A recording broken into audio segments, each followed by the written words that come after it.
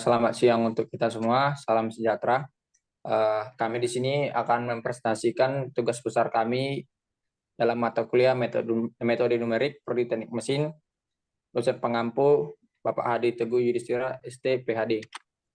Nah, di sini kami ada 5 orang anggota kelompok. Yang pertama, Galang Anugrah Simanula. Yang kedua, Yohanes Alexander Napitupulu. Yang ketiga, Johannes Adprinta Soid. Yang keempat, Joy Rivaldo Hartonang. Yang kelima, Alawan Setiawan. Nah, dalam tugas besar kami kali ini, kami mempunyai judul yaitu Analisis Laju Partikel Fluida Segi 4 di dalam medan aliran 3 dimensi terhadap aliran fluida. Selanjutnya akan dipresentasikan oleh teman saya, Johannes Adprinta Soid. Oke, kita akan masuk ke pendahuluan, yaitu penjelasannya. Aliran fluida ini merupakan perpindahan fluida yang membentuk garis aliran dengan kecepatan tertentu. Penandaan terhadap garis aliran adalah pada garis singgung antara tiap titik perpindahan fluida dengan pengamatan vektor kecepatan. Berdasarkan garis aliran ini, aliran fluida terbagi menjadi aliran stasioner dan aliran non-stasioner. Aliran stasioner terbentuk ketika garis aliran berimpit dengan arah aliran setiap saat. Sementara aliran non-stasioner adalah aliran yang selalu berimpit dengan garis alirannya. Kecepatan aliran fluida berbeda-beda pada setiap penampang dan ditentukan berdasarkan jumlah tabung alirannya. Aliran fluida ini diamati dalam bentuk cairan yang mengalir dengan satuan waktu sepanjang bagian pengaliran. Satuan yang digunakan untuk menetapkan nilai alirannya dapat berubah satuan volume, satuan berat, ataupun satuan massa dari tiap unitnya.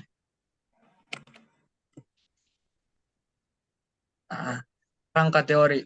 Laju partikel fluida di dalam aliran 3 dimensi. Laju partikel dapat menyelesaikan persamaan diferensial tersebut, yaitu mendapatkan U, V, dan W sebagai fungsi variabel bebasnya. Berarti di sini kita berhasil menentukan suatu medan kecepatan yang konsisten terhadap hukum konservasi massa. Persamaan tersebut tidak dapat diselesaikan dengan sendirinya untuk mendapatkan U, V, dan W karena hanya terdapat satu persamaan dan mengandung 3 variabel atau variabel U, V, dan W yang tidak diketahui. Nah, oleh karena itu, untuk menentukan seluruh medan kecepatan, diperlukan tambahan persamaan diferensial atau yang diturunkan berdasarkan hukum dasar yang lain. Atau mungkin telah tersedia beberapa informasi terkait dengan medan kecepatan, sehingga persamaan diferensial tersebut dapat diselesaikan, ataupun seluruh medan kecepatan dapat ditentukan. Oke, untuk slide selanjutnya akan dilanjutkan kawan saya. Oke, untuk bagian pembahasan akan dilanjutkan oleh Yohanes Napitupulu.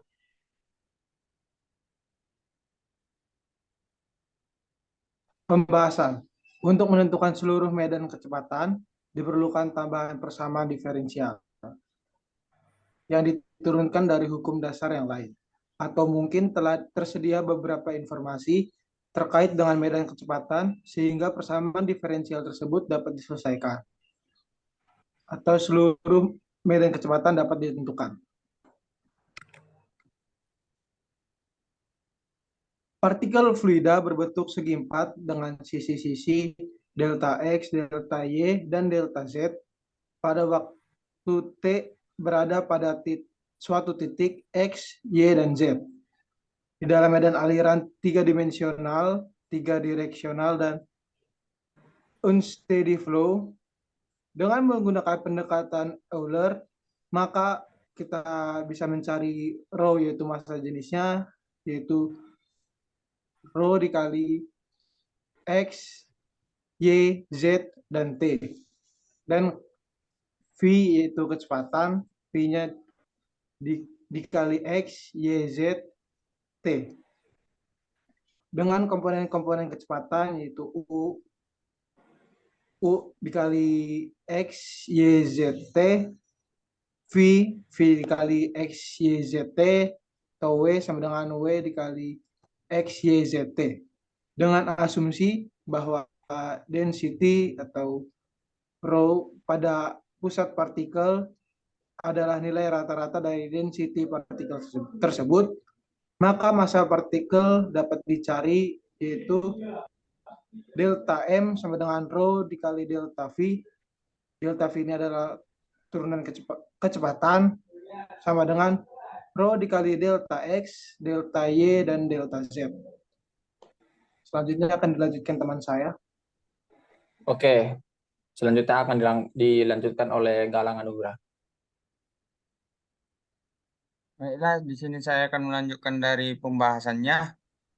Di dalam referensi kita yang tertulis massa dari partikel fluida tersebut tidak dapat diciptakan ataupun dimusnahkan berdasarkan hukum konservasi massa, sehingga didapat laju dari perubahan massa partikel adalah nol atau massa partikel konstan.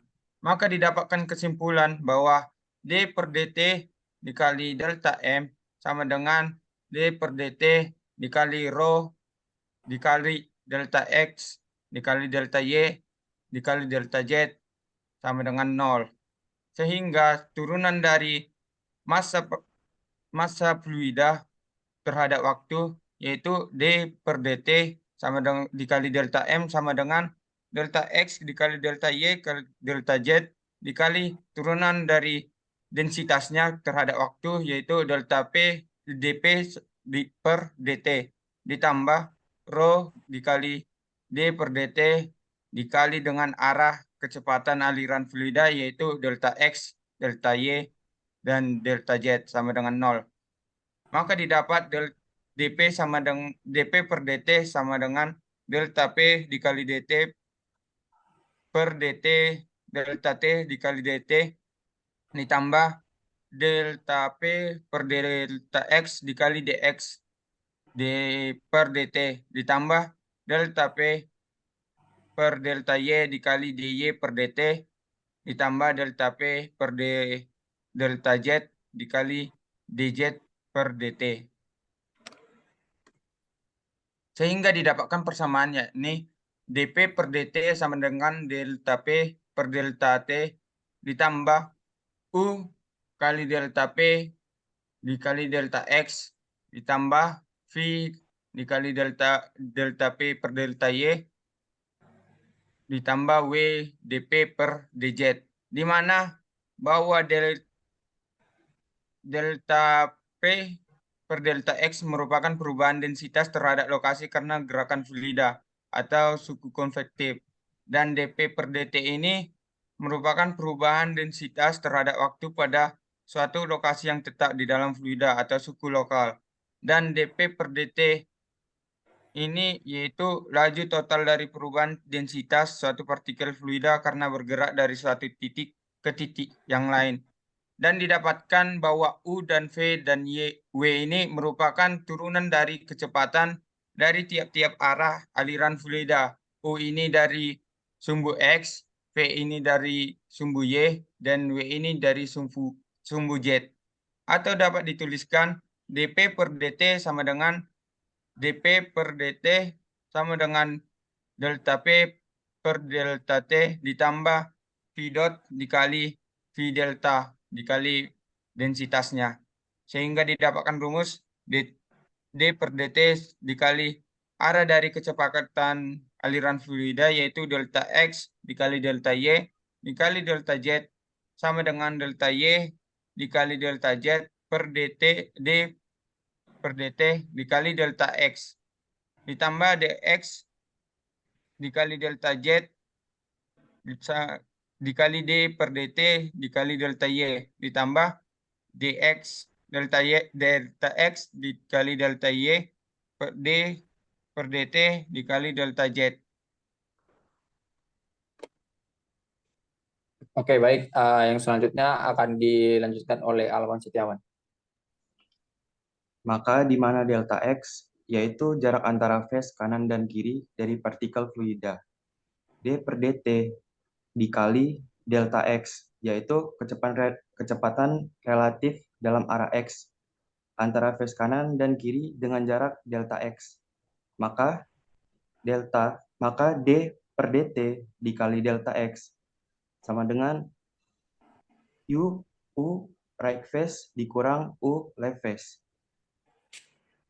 D per dt dikali delta X sama dengan U ditambah delta U per delta X.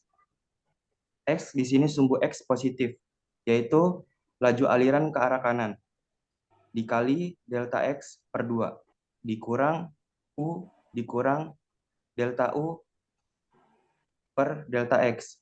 X di sini sumbu X negatif, laju aliran ke arah kiri, dikali delta X per 2.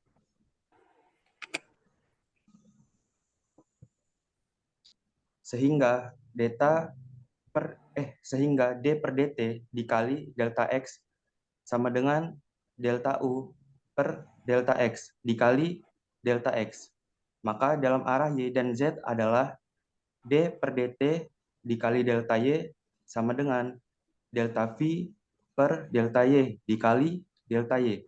Dan D per dt dikali delta Z sama dengan delta W dikali delta W per delta Z dikali delta Z.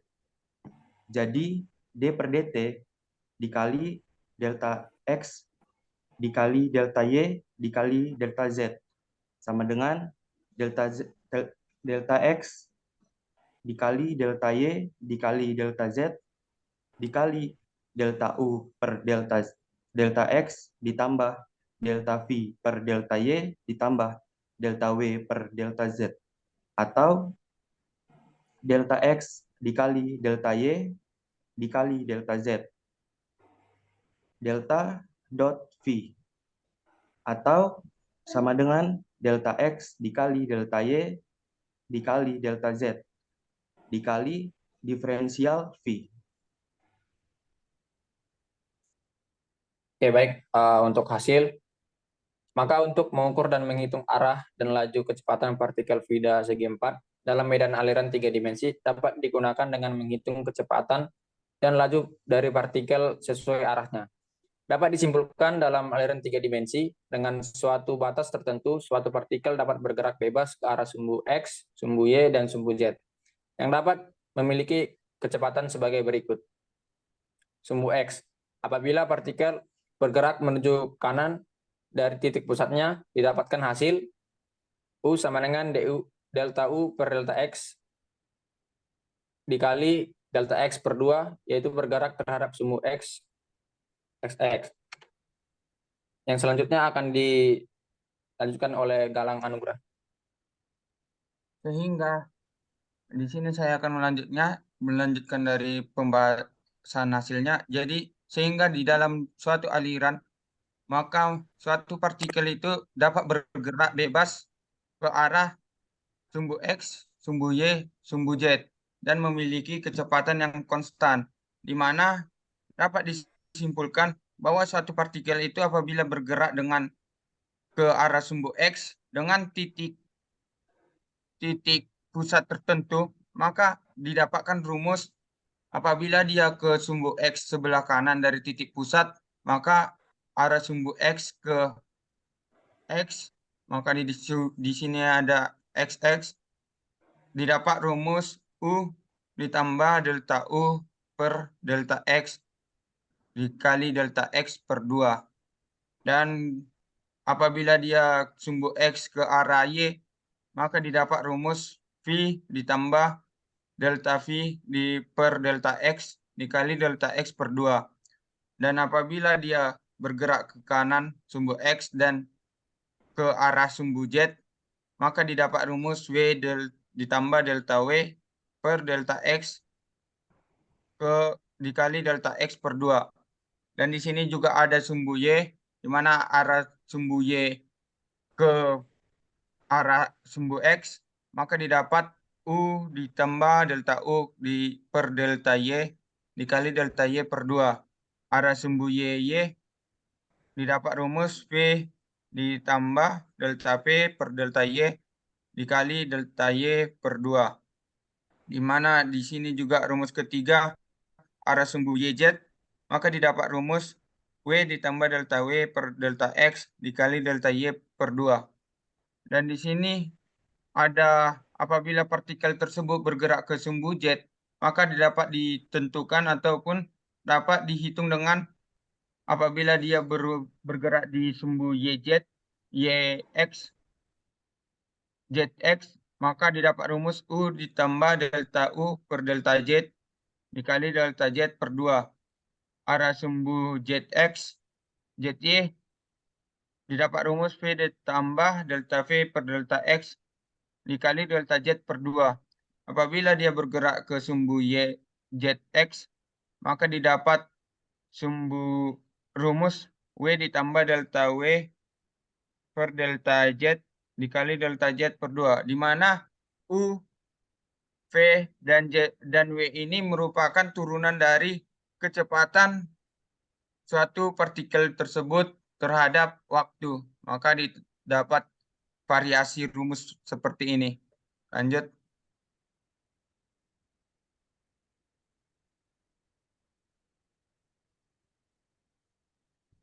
Dan di sini didapat juga bahwa partikel tersebut bisa bergerak bebas ke kanan ataupun ke atas ataupun ke bawah maupun ke kiri. Dan di sini didapatkan rumus apabila dia bergerak di sumbu X ataupun sebelah kiri dari titik pusat, maka didapat rumus apabila dia bergerak ke arah sumbu XX, maka U dikurang delta U per delta X dikali delta X per 2. Dan di arah sumbu XY, V dikurang delta V per delta X dikali delta X per 2. Ke arah sumbu XZ, W dikurang delta W per delta X dikali delta X per 2. Dan di sini ke sumbu Y bawah, maka didapat rumus arah sumbu YZ, YX sama dengan U dikurang delta U per delta Y dikali delta Y per 2. Dan didapat rumus sumbu YY, V dikurang delta V per delta Y dikali delta Y per 2.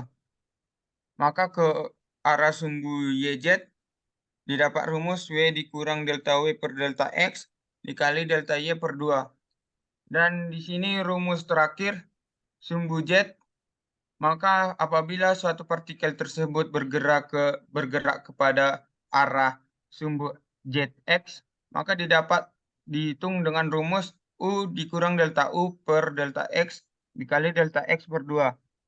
Dan apabila ke arah sumbu ZY, maka V dikurang delta V per delta Z dikali delta Z per 2.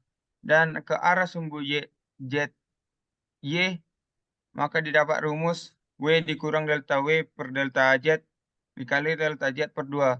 Jadi dari ke-6 rumus ini dapat disimpulkan bahwa partikel tersebut dapat bergerak ke arah kanan ataupun ke arah kiri maupun ke atas ataupun ke bawah ataupun bergerak ke diagonal sesuai dengan titik pusat ataupun batas tertentu seperti pembahasan sebelumnya.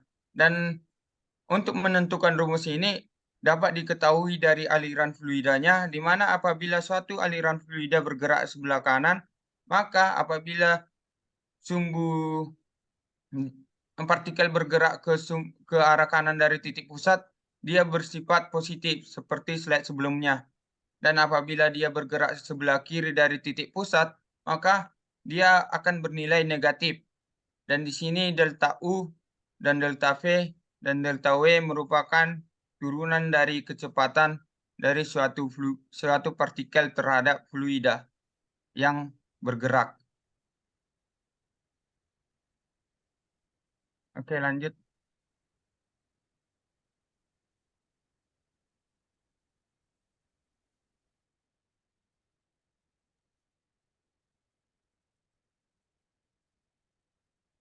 Mungkin sekian dari pembahasan tugas besar kami, di mana dapat kesimpulan bahwa partikel tersebut di dalam suatu fluida 3 dimensi dapat bergerak bebas, namun memerlukan suatu batas ataupun suatu ketentuan di mana agar kita dapat menentukan hasil ataupun menentukan arah dari suatu partikel yang bergerak di dalam fluida 3 dimensi. Terima kasih. Oke, baik. Terima kasih untuk teman-teman yang sudah memaparkan presentasinya. Cukup sekian presentasi dari kami. Kurang lebihnya kami mohon maaf. Semoga presentasi yang kami paparkan dapat bermanfaat. Saya akhiri. Selamat siang. Terima kasih.